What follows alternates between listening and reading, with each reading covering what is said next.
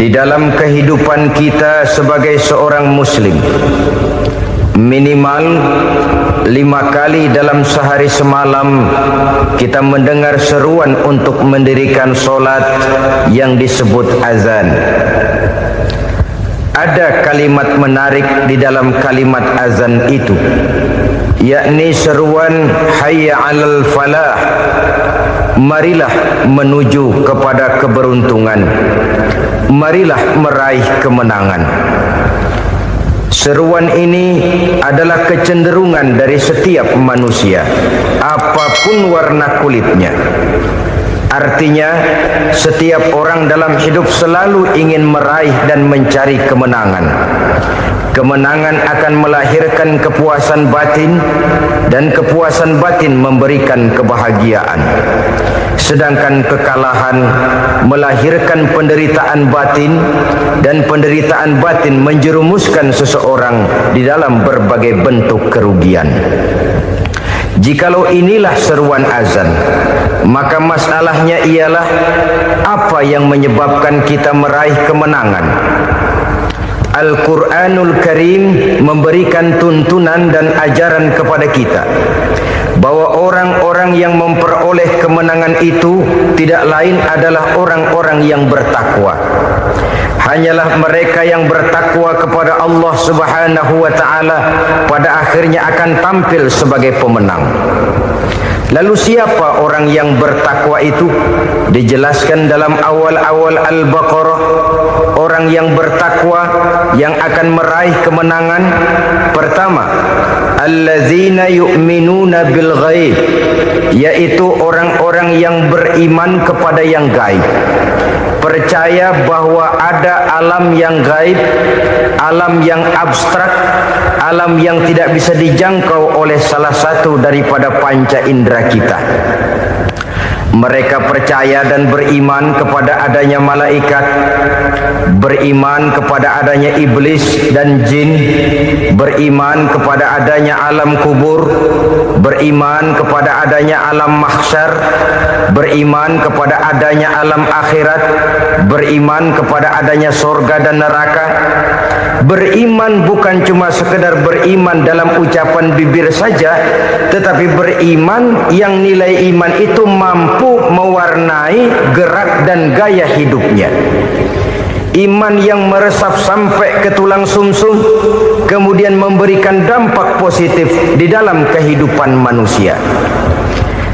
Alam, kita tahu, adalah sesuatu yang selain Allah, dan Allah bukanlah alam. Apapun namanya selain daripada Allah, itu adalah alam. Alam pada hakikatnya terbagi menjadi dua. Ada alam syahadah, alam nyata, alam konkret, alam yang bisa dijangkau oleh salah satu indera kita. Kemudian ada alam ghaib, alam yang tidak bisa dijangkau oleh panca indera kita, alam metafisika, alam abstrak, alam yang wajib kita imani keberadaannya. Kita percaya bahwa malaikat itu ada. Kita percaya kepada jin, bahwa jin itu ada. Kita percaya kepada adanya iblis dan setan. Bukan percaya kepada iblis dan setannya, percaya bahwa iblis dan setan itu ada. Itu termasuk salah satu daripada sifat orang yang bertakwa kepada Allah. Saudara-saudara kaum muslimin rahimakumullah, kecenderungan pembangunan yang lebih bersifat materialistis biasanya menggeser aspek kehidupan rohani. Orang berpikir empiri, dan dalam pola pikir yang demikian, maka alam gaib tidak lagi mendapat perhatian. Aspek kehidupan yang bersifat rohaniah malah mulai ditinggalkan. Akibatnya terjadilah kepincangan di dalam kehidupan kita.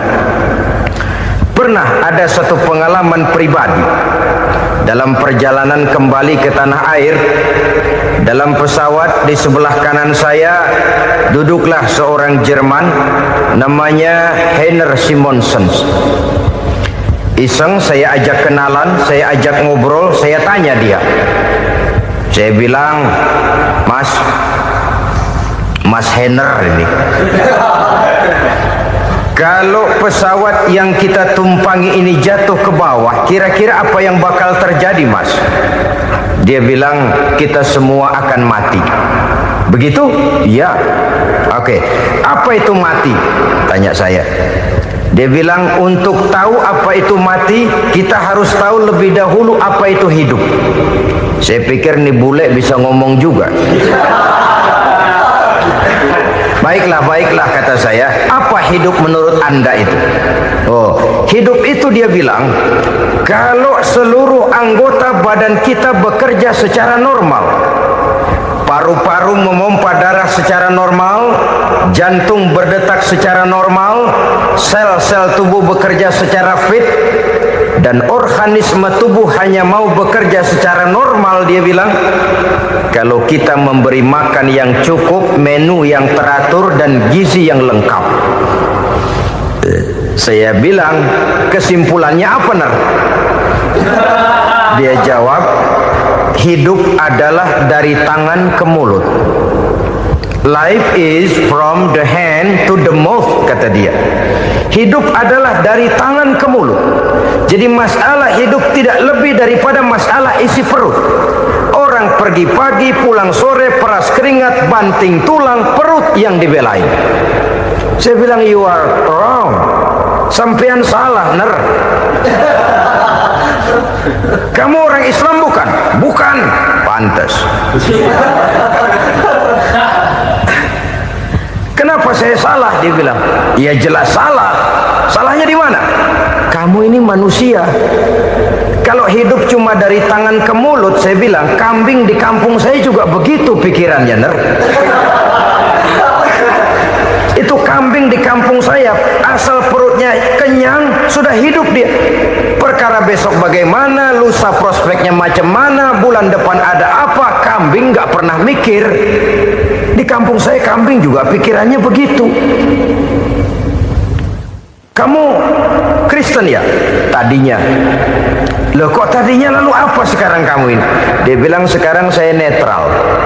Saya tidak beragama, tapi saya percaya kepada Tuhan sebagai pencipta alam. Saya ingat benar dia bilang, I haven't any religious, but I believe to God as the creator of the world.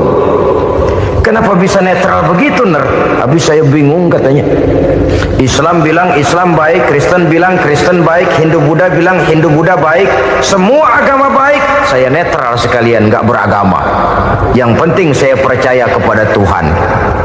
Saya bilang, Ner, kamu ini kayak orang mau beli celana, lalu bingung. Yang satu bilang Levi's bagus, yang satu bilang Blue Jean hebat, yang satu bilang Wool England hebat. Celana ini hebat, celana itu bagus, celana ini hebat. Semua celana bagus, kamu bingung. Akhirnya netral, tidak pakai celana. Itu juga salah. Saya pikir-pikir, kemudian saya melihat bahwa dua pola berpikir Henner ini nampaknya sudah mulai menggejala di lingkungan masyarakat bangsa kita. Disadari atau tidak, secara jujur kita harus berkata, dua pola pemikiran Henner ini mulai berkembang di tengah masyarakat bangsa kita. Pertama, pola pikir materialisme. Hidup adalah dari tangan ke mulut. Masalah hidup tidak lebih masalah isi perut. Itu yang perlu dibela, dan disitulah arti kehidupan. Pergi pagi, pulang sore, peras keringat, banting tulang untuk mempertahankan perut. Kalau sudah kemari cara orang berpikir, maka buat apa percaya kepada yang gaib? Untuk apa sholat? Untuk apa puasa? Untuk apa zakat? Untuk apa menghadiri majelis taklim? Tanpa kepercayaan kepada yang gaib, hidup berjalan menurut alur empiris dan materialis. Kalau sudah ke sana cara orang berpikir, biasanya orang lalu cenderung menghalalkan segala cara. Hanyalah orang yang percaya bahwa akhirat ada, hanyalah orang yang percaya bahwa alam kubur itu ada, hanyalah orang yang percaya bahwa malaikat itu ada, hidupnya akan lebih terarah dan terkendali. Karena kepercayaan kepada yang gaib, yang merupakan fase daripada kehidupan setelah hidup yang sekarang ini, mewarnai gerak pribadi seseorang di dalam dia melakukan kegiatan hidupnya. Pola berpikir materialisme, disadari atau tidak, mulai menggejala di lingkungan masyarakat bangsa kita. Hidup tidak lebih dari urusan tangan ke mulut, mulut ke tangan, tangan ke mulut. Asal perut sudah kenyang, hiduplah sudah. Perkara bagaimana prospek hari yang akan datang, bagaimana akhirat, tidak jadi persoalan. Ini yang oleh Nabi diperingatkan, ad-dunya sijnul mu'min wa jannatul kafir. Dunia adalah penjara bagi orang beriman dan surga bagi orang kafir. Dulu di zaman Belanda hadis ini pernah disalah tafsirkan, disalah artikan, digunakan sebagai senjata untuk mengkebiri dan membuat impoten umat Islam. Sudahlah umat Islam gak usah macam-macam, kata Belanda. Dunia ini kan penjara buat orang Islam, surga buat orang kafir. Di penjara jangan bertingkah.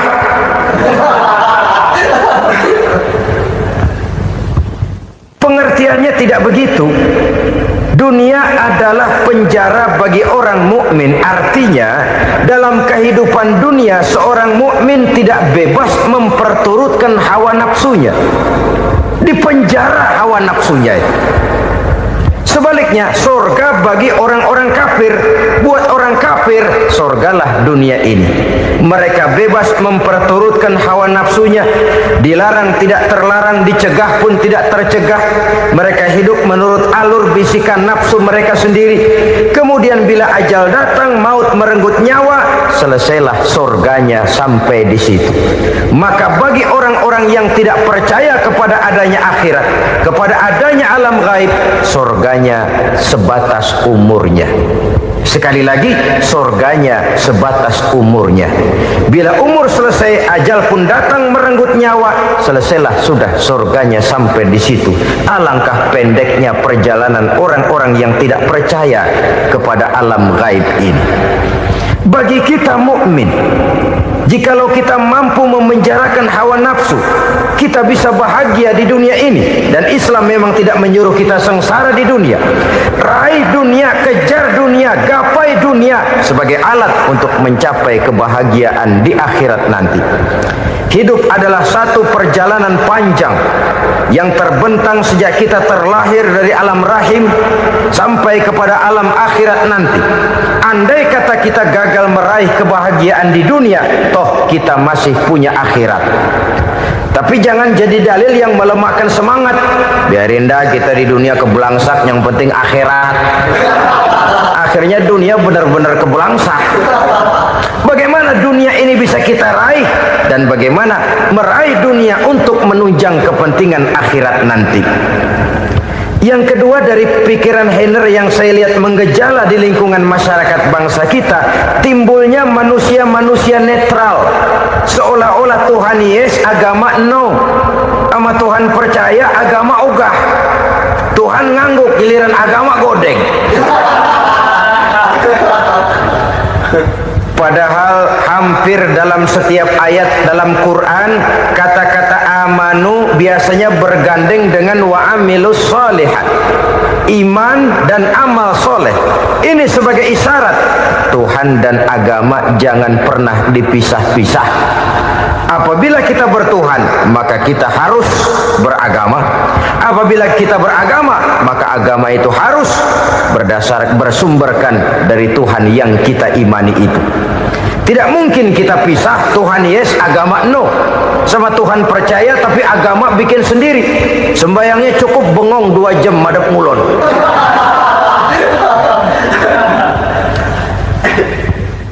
Saudara-saudara kaum muslimin rahimakumullah.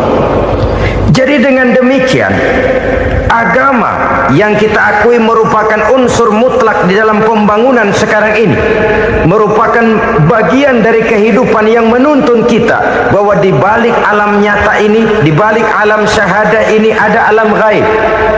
Dan mudabbir, murabbi, yang mengatur, yang menguasai, yang memelihara, baik dia alam nyata, baik dia alam gaib, tidak lain adalah Allah Subhanahu wa ta'ala.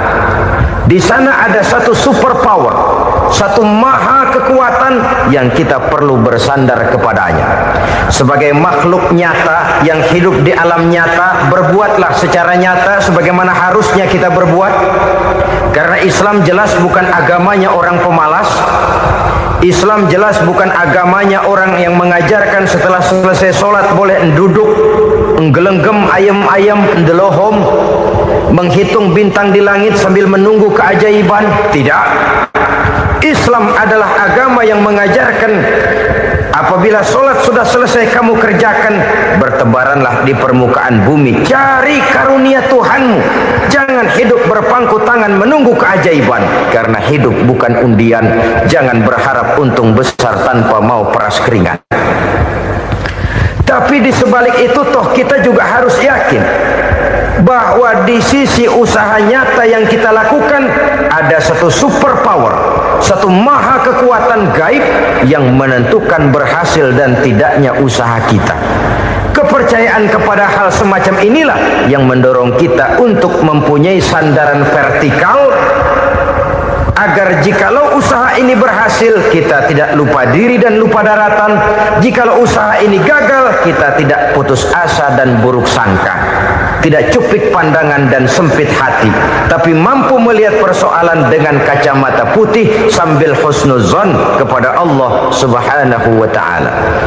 Kita percaya malaikat itu ada. Ada yang namanya Raqib dan Atid, mengawasi gerak hidup kita sampai kepada gerak hati kita. Ini memberikan sugesti agar kita berhati-hati, tidak sejengkal tanah pun kita bisa berlindung dari pengawasan Raqib dan Atid.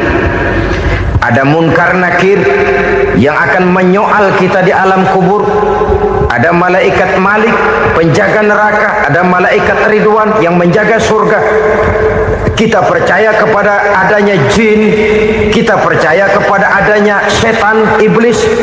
Percaya kepada adanya, bukan mempercayai si setan, si iblis lalu menjadikannya sebagai teman. Tidak. Percaya bahwa mereka itu ada dan merupakan makhluk Allah yang gaib yang diciptakan Allah Azza wa Jalla. Kepercayaan kepada alam gaib memberikan motivasi terhadap gerak lahir manusia, sehingga dengan motivasi kepercayaan kepada yang gaib, gerak lahir jadi lebih terarah, jadi lebih terpelihara. Pernah seseorang bertanya, "Pak, apakah adanya akhirat bisa dibuktikan secara ilmiah?" Saya bilang tidak bisa, tidak bisa.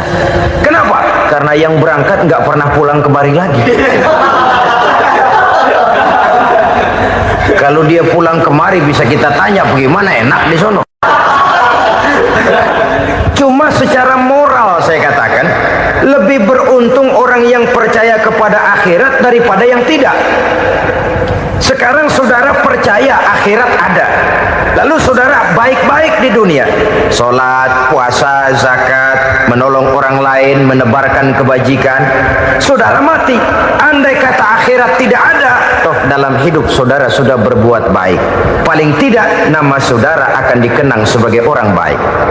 Sebaliknya, saudara percaya, kata saya, bahwa akhirat tidak ada, lalu hidup semau-maunya, tenggelam dalam maksiat dan munkarat, menentang Allah, tidak mau ruku dan sujud, lalu saudara mati, kemudian akhirat ada, ayo mau apa? Bekal tidak punya. Jadi secara moral lebih beruntung orang yang percaya kepada adanya akhirat daripada yang tidak percaya. Dan itu alam gaib yang tidak bisa dibuktikan secara eksakt. Jangankan untuk membuktikan seperti itu, dalam kehidupan sehari-hari saja yang kita rasakan tidak selalu berbentuk toh. Angin, bagaimana sih bentuknya angin? Kita tidak tahu. Merah, buktinya kalau dikerok merah. Yang merah itu kulit, yang kulit kita bukan anginnya. Sakit, rasa sakit itu ada, tapi bagaimana bentuk sakit kita nggak pernah tahu.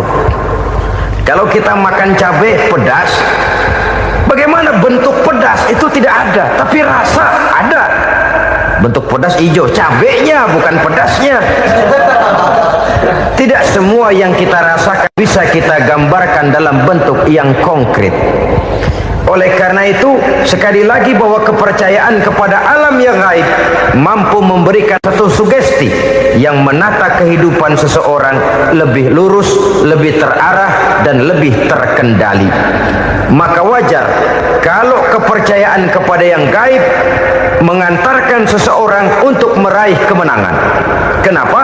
Dia percaya kepada yang gaib, bahwa akhirat ada, bahwa alam kubur ada, bahwa pertanggungan jawab itu ada. Maka dia lalu tidak hidup saenae udele dewe, itu loh. Tidak hidup menurut seleranya sendiri, terarah, teratur. Ini cirinya yang pertama. Orang bertakwa yang akan meraih kemenangan, mereka beriman, mereka percaya kepada yang gaib. Bahkan hal-hal konkret saja selalu berangkat dari yang gaib. Saudara-saudara, para remaja, para pemuda sekarang ini tidak pernah tahu toh siapa yang akan jadi teman hidup saudara. Kita bisa saja ngerancang, mentargetkan, tapi toh akhirnya yang namanya jodoh bukan kekuasaan kita. Rezeki di luar kemampuan kita. Begitu juga ajal. Maut, jodoh, ajal adalah contoh-contoh konkret bahwa pada akhirnya yang gaiblah yang menentukan.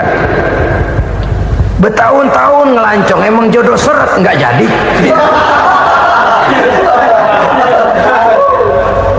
Begitu kenal baru setengah malam nginep ditangkap hansip kan?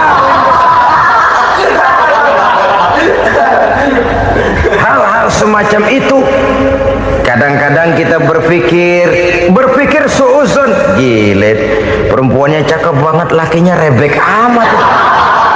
Memang begitulah jodohnya. Memang begitulah jodohnya.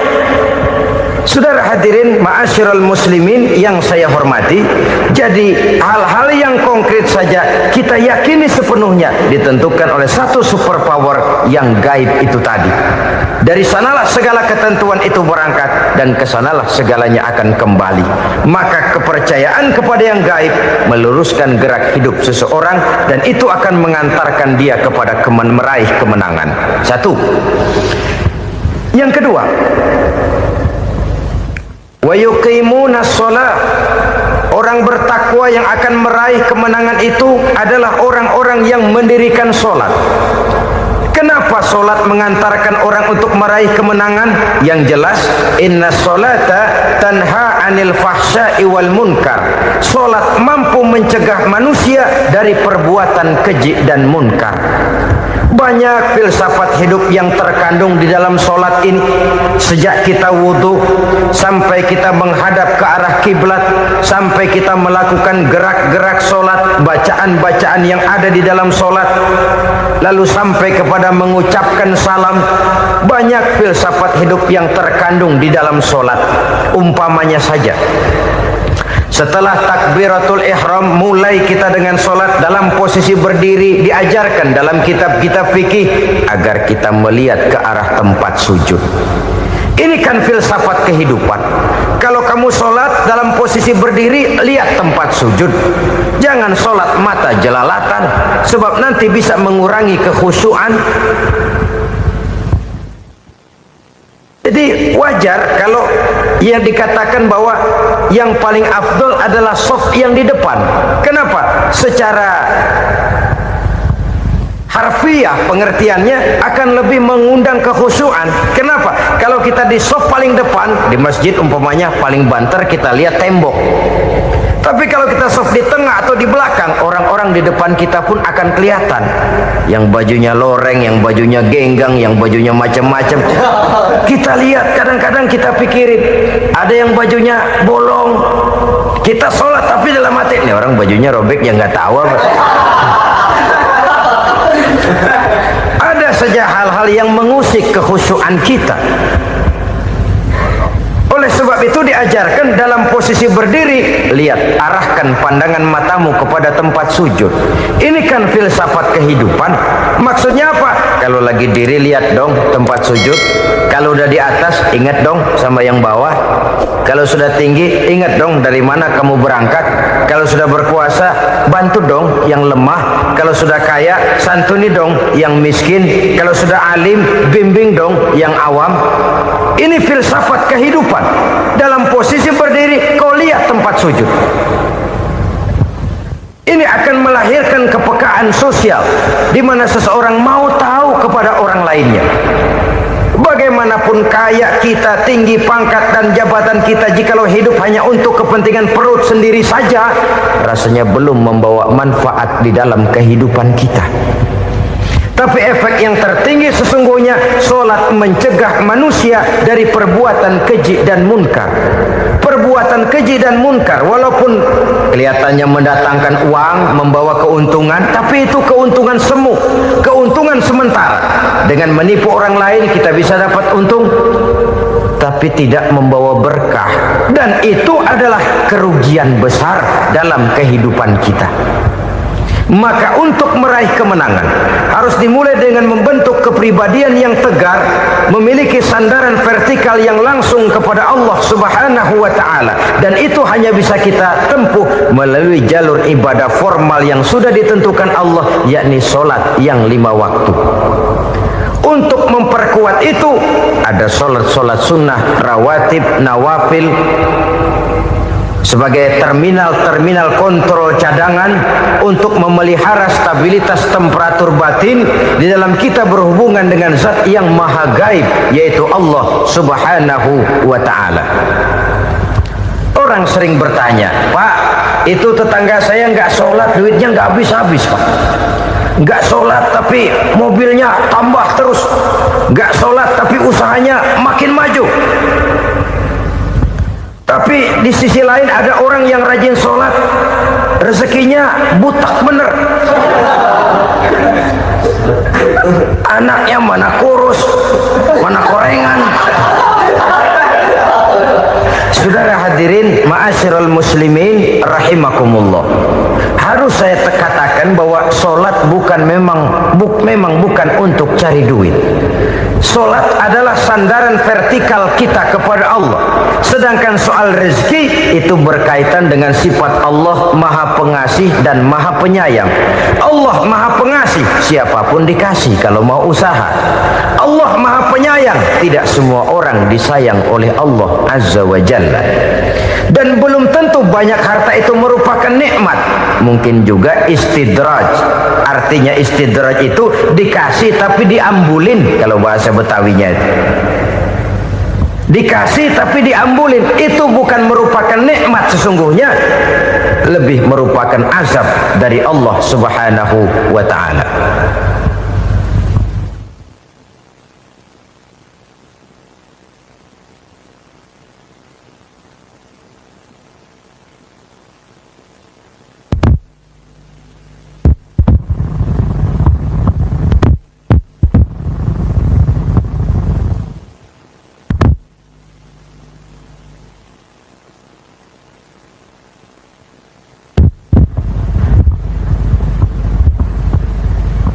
Agama mempunyai sistem solat, dan kita umat Islam telah dituntun oleh Allah Subhanahu wa ta'ala yang wajibnya 5 kali dalam sehari semalam mendirikan solat, dan itu tentu berada dalam jangkauan kemampuan manusia.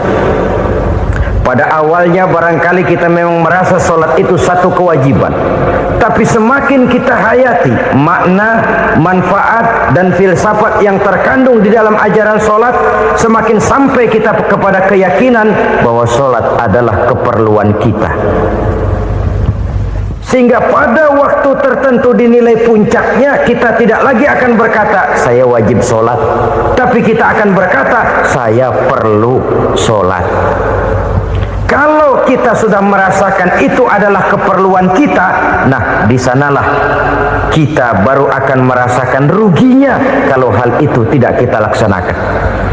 Sepanjang kita masih berkata saya wajib sholat, kita akan lebih merasakan dia sebagai beban ketimbang sebagai keperluan. Yang jelas Allah tidak memerlukan ibadah yang kita laksanakan ini. Dengan kata lain, andai kata satu dunia penuh ini orang tidak ada yang sholat satu pun, Allah tidak akan turun dari jabatan Tuhan. Jangan lalu berpikir kalau kita ngambek se-RW kagak sembahyang Tuhan tekor kali ini ya. Tentu tidak. Itu perlunya kita, bukan perlunya Allah. Dan pada induknya kita akan berkata, saya perlu agama. Kalau secara induk kita sudah memerlukan agama, maka konsep-konsep yang ada di dalam ajaran agama itu pun adalah juga merupakan keperluan kita. Baik dia bernama sholat, baik dia bernama puasa, baik dia bernama zakat, baik dia bernama haji, seluruhnya adalah keperluan kita. Dan sesuatu yang kita perlukan apabila tidak kita laksanakan akan melahirkan kerugian di dalam kehidupan. Jangan heran kalau kita membaca riwayat perjalanan hidup para salafus soleh, orang-orang soleh. Ada yang tahajud sampai 100 rakaat, ada yang sholat malam kakinya sampai bengkak. Kita sekalinya bengkak biri-biri. Ada yang sholat membaca surah dalam Al-Quran sampai khotam Quran. Kok mau? Mereka sudah merasakan itu keperluan. Itu saja soalnya. Satu saat pun jikalau kita merasa bahwa itu keperluan saya, kita pun akan melaksanakan seperti itu. Keperluan saya dalam kehidupan. Inilah yang kedua. Yang ketiga, orang bertakwa yang akan meraih kemenangan itu, wa mimma razaqnahum yunfikun. Mereka membelanjakan sebagian daripada rezeki yang diberikan Allah kepada mereka. Mereka infakkan di jalan Allah. Ada satu dialog menarik. Satu hari seorang anak muda bertemu dengan seorang kakek-kakek yang sudah dikenalnya baik. Bertanyalah anak muda ini, umur kakek berapa tahun? 15 tahun, kata si kakek. Anak kakek berapa orang? 1. Harta kakek berapa banyak? 15 juta. Si anak muda ini bengong, lalu protes, kok kakek bohongin saya? Kenapa? Saya tahu umur kakek 70 tahun, kenapa ngaku 15? Saya tahu anak kakek 5, kenapa bilang 1? Saya tahu kakek miliuner, miliaran uang kakek, kenapa ngaku cuma 15 juta? Begini kata si kakek tadi, benar umur saya 70 tahun, tapi dari umur yang 70 tahun itu baru 15 tahun terakhir ini saya merasakan ibadah kepada Allah, meninggalkan maksiat, jauh dari segala macam munkarat. Maka yang 15 tahun inilah yang benar-benar saya rasakan sebagai umur saya. Benar anak saya 5, tapi yang 4 susah diatur. Cuman 1 rasanya nih yang bakal jadi si buah hati, belahan jantung, pelanjut cerita penerus sejarah. Cuma 1 ini yang saya harapkan, yang akan jadi anak soleh, yang akan membuat saya menerima pensiunan pahala. Kalau yang 4 apek dah, nggak ada harapan. Yang 1 nyekek botol mulu. Oh begitu, iya. Lalu kenapa kakek bilang harta kakek cuma 15 juta padahal saya tahu kakek uangnya miliaran, depositonya banyak? Ya karena 15 juta itulah yang saya ingat yang pernah saya belanjakan di jalan Allah. Saya merasa itulah harta saya yang sebenarnya. Yang miliaran yang saya simpan di bank kelak, kalau saya satu saat saya mati, akan jadi rebutan di antara anak-anak saya. Iya kalau anak saya soleh kayak yang 1 ini. Kalau yang 4 tadi udah tulen dia bakal berantem dah berebut tuh.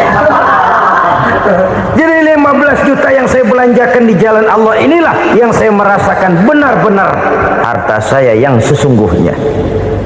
Dialog ini patut menjadi bahan renungan kita bersama. Diberikan kita umur 40, 50, 60, 70, 80. Berapa tahun dari umur yang diberikan itu yang jalan mulus, yang kita gunakan untuk melaksanakan ibadah? Banyak harta kita simpan di bank, di lemari, di dompet, di tas.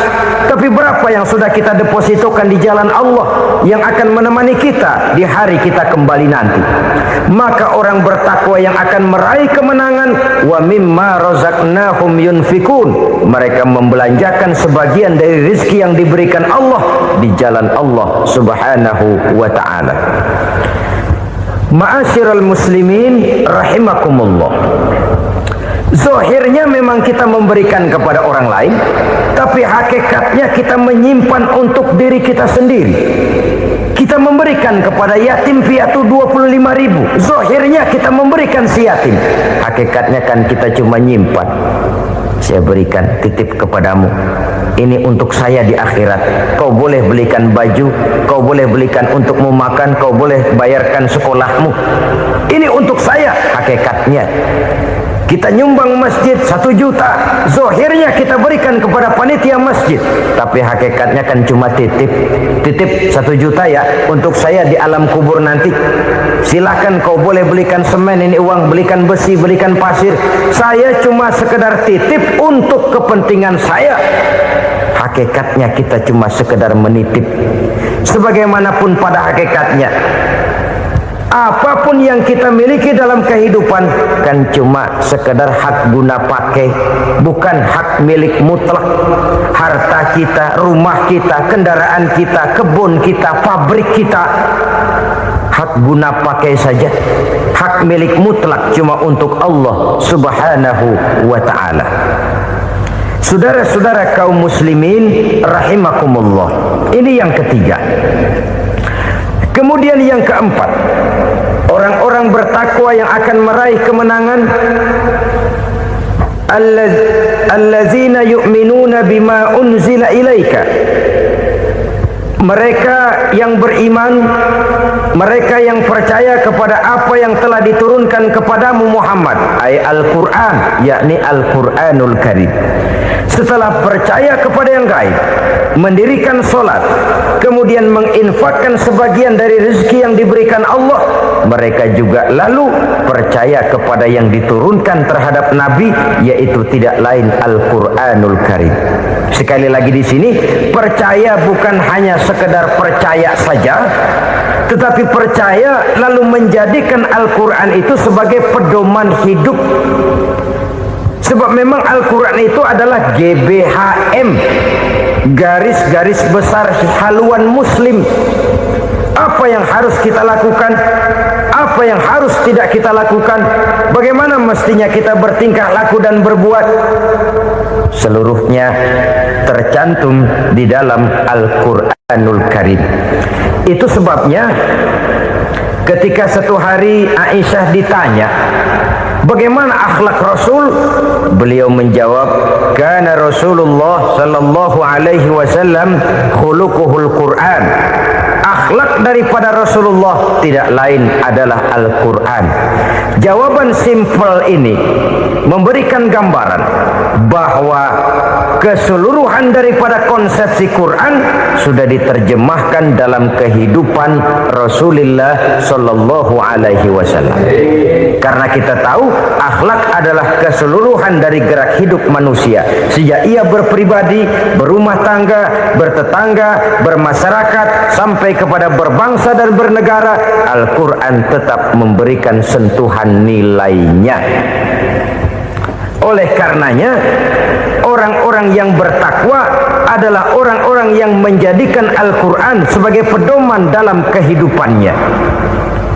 Dan kita yakini Al-Quran diturunkan kepada Nabi Muhammad bukan merupakan produk Nabi Muhammad. Isi dan redaksinya langsung dari Allah Subhanahu wa ta'ala.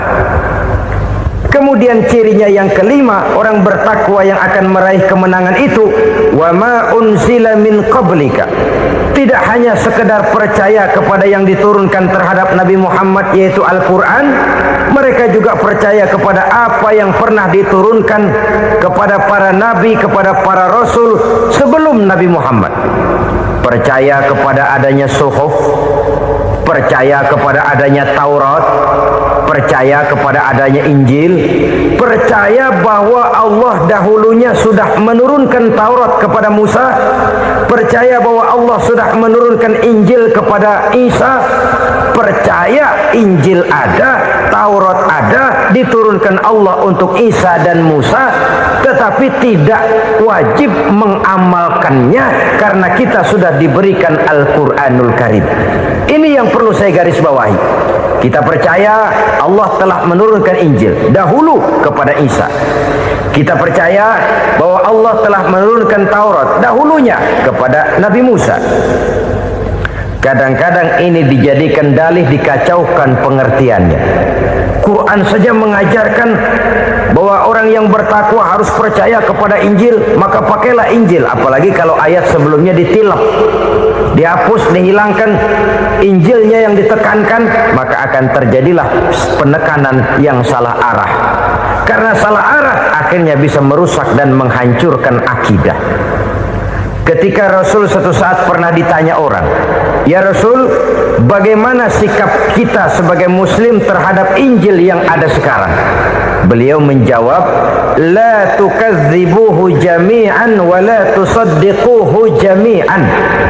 Jangan didustakan seluruhnya, jangan juga dibenarkan semuanya. Artinya, ini sudah merupakan gambaran dari Rasul bahwa dalam Injil yang ada sekarang masih ada ajaran-ajaran tauhid yang dibawa oleh Nabi Isa dan diajarkan kepada umatnya. Tapi juga dalam Injil yang sekarang ini sudah terkena intervensi dan investasi manusiawi. Karena itu Rasul menyimpulkan, la tukadzibuhu jami'an wa la tusaddiquhu jami'an. Jangan didustakan semua, jangan dibenarkan seluruhnya. Kita memang percaya Allah telah menurunkan Injil kepada Nabi Isa dulu, tapi kita tidak wajib mengamalkan Injil. Kita percaya Allah telah menurunkan Taurat kepada Nabi Musa, tapi kita tidak wajib mengamalkan kitab ajaran Taurat. Yang wajib kita percayai dan kita amalkan hanyalah Al-Quranul Karim. Kenapa? Oleh karena baik yang ada di dalam Taurat, baik yang ada di dalam Injil, tentu tercakup di dalam Al-Quran sebagai kitab terakhir yang diturunkan oleh Allah Subhanahu wa Ta'ala. Dan itu wajar. Kalau seorang pejabat mau mengeluarkan satu keputusan baru, tentu dia harus meninjau keputusan-keputusan lama. Andai kata dianggap tidak berlaku, dianggap tidak relevan lagi, maka keputusan-keputusan lama itu tentu sudah dianggap tidak berlaku. Sebagian daripada aturan-aturan dalam keputusan lama yang masih dianggap relevan tercantum dalam keputusan baru yang wajib diamalkan. Begitulah hubungannya antara Al-Quran, Taurat, Zabur, dan Injil. 4 kitab samawi yang diturunkan Allah masing-masing kepada Zabur untuk Nabi Daud, Taurat untuk Nabi Musa, dan Injil untuk Nabi Isa alaihi wassalatu wassalam. Ketiga-tiga kitab itu kita percayai adanya. Kita yakini Allah telah menurunkan Zabur, Taurat, dan Injil. Tapi kita tidak wajib mengamalkannya. Yang wajib kita mengamalkannya sekarang ini tidak lain hanyalah Al-Quranul Karim saja. Karena ia mencakup apa yang ada di dalam Zabur, apa yang ada di dalam Taurat, dan apa yang ada di dalam Injil. Keotentikannya bisa dipertanggungjawabkan. Ya, tapi kan Nabi Muhammad sudah mati 14 abad yang lalu, dan di zaman beliau Al-Quran kan belum dikodifikasikan, belum ditulis. Bagaimana keotentikannya bisa dipertanggungjawabkan? Mudah saja. Allah berjanji, "Inna nahnu nazzalna dzikra wa inna lahu lahafizun." Kami yang menurunkan Al-Quran dan kami yang akan menjaga dan memeliharanya. Allah turunkan Quran, Allah menjaganya. Bagaimana cara Allah menjaga Al-Quran itu? Banyaknya orang-orang yang hafaz Al-Quran. Hafaz Al-Quran 30 juz, 114 surah, 6.666 ayat. Sehingga jangankan satu kata, jangankan satu ayat, satu kalimat saja berubah sudah akan timbul reaksi dan mudah dimengerti. Kenapa? Banyak orang-orang yang hafaz Al-Quran. Sedangkan pada setiap akhir tahun biasanya malaikat Jibril selalu mengadakan checking terhadap ayat-ayat yang pada waktu itu. Di zaman Nabi sendiri sudah ada usaha kodifikasi. Dan yang lebih luar biasa lagi, sampai hari ini tidak seorang pun mampu membuat satu ayat saja semacam Al-Quran. Ke bahasa manapun dia diterjemahkan, naskah aslinya tetap ikut, rujukan dasarnya tetap ada. Berdasarkan itu, maka tidak mungkin terjadi penyelewengan terhadap atau pemalsuan terhadap ayat-ayat Al-Quranul Karim. Kesuciannya, keotentikannya, kemurniannya bisa dipertanggungjawabkan. Ma'asyiral muslimin rahimakumullah. Oleh karenanya, konsepsi dasar daripada ajaran Islam ini memang tidak lain adalah Al-Quran dan Sunnah. Isi daripada agama Islam yang merupakan iman, Islam dan ihsan, konsepsi dasarnya tidak lain adalah Al-Quran dan Sunnah Rasulullah Sallallahu Alaihi Wasallam. Maka yang kita perlukan sekarang ini adalah terjemahan Al-Quran di dalam kehidupan kita. Dengan demikian, maka gaya kehidupan yang lebih Qurani itulah yang kita dambakan. Kita perlu memang terjemahan Quran dalam bahasa Inggris, dalam bahasa Belanda, dalam bahasa Jepang, tapi yang lebih kita perlukan adalah terjemahan Quran di dalam kehidupan kita. Konsekuen, tidak memanipulasi, ringan sama kita jinjing, berat sama kita pikul. Jangan kalau lempengan ayat Quran tuh kira-kira enak diamalin, keras teriakan kita. Giliran kira-kira ayat Quran itu mukul kepala kita sendiri, diam kita. Itu ciri yang pernah disindir Allah dalam awal-awal Baqarah juga. Ciri beragamanya orang yang munafik. Kullama adha'a lahum masyawfi, kata Allah, wa iza azlama alaihim qamu. Apabila terang mereka jalan, apabila gelap mereka berhenti. Artinya, kalau kira-kira di Islam nguntungin, rame-rame pada teriak Islam. Tapi ketika diminta untuk berjuang, ketika dituntut untuk berkorban, rame-rame mengundurkan diri. Nasib agama tidak ubahnya seperti daun pisang yang dikait orang di tepi jalan lantaran tak berpayung di ketika hari hujan. Manakala hujan usailah sudah, daun itu pun dicampakkan di tepi jalan, diinjak pula orang nan lalu. Artinya, orang menjadikan agama cuma sebagai lipstick, decoration only, tidak konsekuen. Hanya pada saat-saat kelihatannya Islam membawa keuntungan, rame-rame orang teriak-teriak tentang Islam. Tapi jikalau diminta berjuang, jikalau dituntut untuk berkorban, biasanya rame-rame juga mengundurkan diri.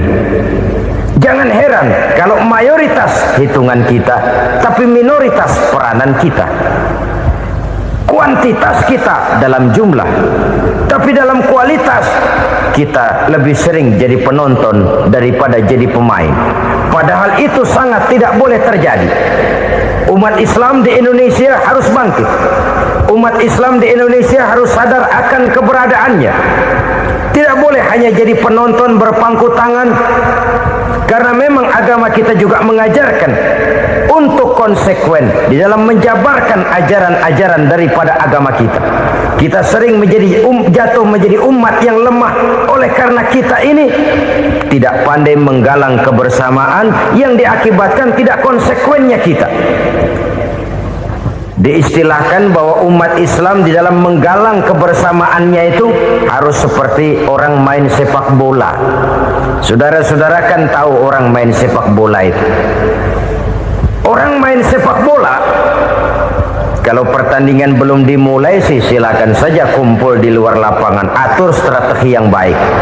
Tapi kalau pertandingan sudah dimulai, turun ke lapangan hijau, jangan kumpul terus. Ada sepak bola gotong royong, mundur-mundur rame-rame, depan ke depan kumpul melulu mainnya. Kalah. Orang main sepak bola itu ya harus ada penyerang tengah, harus ada penjaga gawang, harus ada strikernya, harus ada kiri luarnya, kanan dalamnya yang jadi backnya. Posisi boleh bermacam-macam, tapi yang penting saling ngoper untuk menggolkan gawang lawan. Begitu Itulah umat Islam ini. Boleh ada yang jadi pejabat, boleh ada yang jadi pengusaha, boleh ada yang jadi petani, silakan ada yang jadi seniman, ada yang jadi penyair, ada yang jadi artis sekalipun. Tapi kalau sudah berhasil menguasai bola, jangan lupa operannya. Operan itu yang langka. Kita ini muslim kadang-kadang kalau sudah memegang menguasai bola, kalau belum mau mampus, belum mau ngoper. Nanti kalau sudah nggak punya bola, baru mau ngoper. Kalau sudah dengar-dengar mau dekat pensiun, baru mau jihad, baru mau berjuang, baru mau ngurus pesantren. Tanda tangan sudah tidak laku, memo sudah tidak dihargai, baru mau berjuang. Kemarin kemana, Mas? Kita tidak pandai memanfaatkan posisi. Dengan kata lain, kalau kembali kepada persoalan kita, konsekuensi kita terhadap agama yang kita anut ini belum ideal.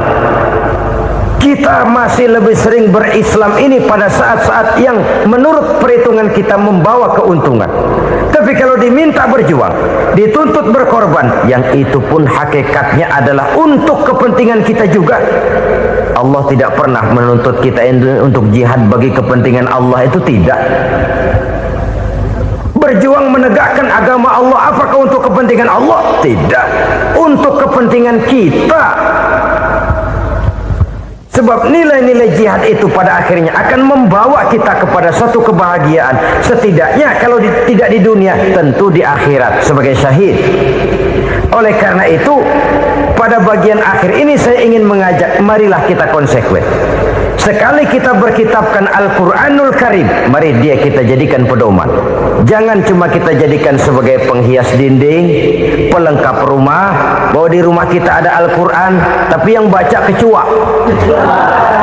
Habis pada bolong tuh Quran. Yang penting kan punya Quran.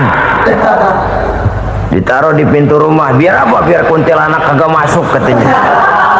Ya, apa itu nasib Quran? Cuma kerjanya jaga pintu, ngusir kuntilanak, ngusir memedi. Bagaimana kita hidup menurut tuntunan Al-Quran? Kadang-kadang tidak pernah menjadi masalah bagi kita. Maka bagaimanakah Al-Quran akan mungkin membawa keberkahan dalam hidup kalau ajarannya kita injak-injak dalam keseharian kita? Mewujudkan gaya hidup yang lebih Qurani, itulah yang akan kita rintis di dalam kehidupan kita, bertahap, step by step, menurut kemampuan yang ada pada kita. Jika jalan ini tidak bisa kita selesaikan, percayalah akan ada generasi penerus yang akan melanjutkan usaha dan cita-cita mulia itu. Jadi percaya kepada Taurat, percaya kepada Injil, sekadar percaya Allah dahulunya sudah menurunkan itu, tapi kita tidak wajib mengamalkannya. Kenapa?